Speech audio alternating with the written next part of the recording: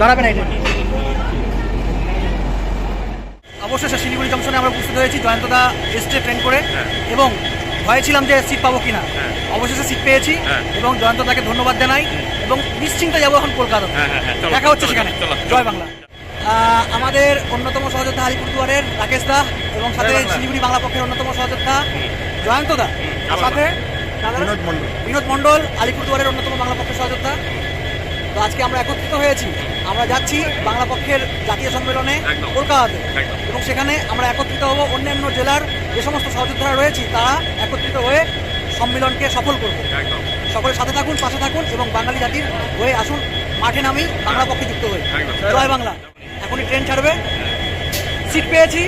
রাকেশটা seat পাবে কি পাবে না এখনো পেয়ে গেছে, কিন্তু একটু হবে। কোনো ব্যাপার না, আমরা সাথে আছি, পাশে আছি। তুমি এখন ওখানে অ্যাডজাস্ট করো, ইসলামপুর বা রামপুরহাটে এই করবো। জয় বাংলা। জয় বাংলা।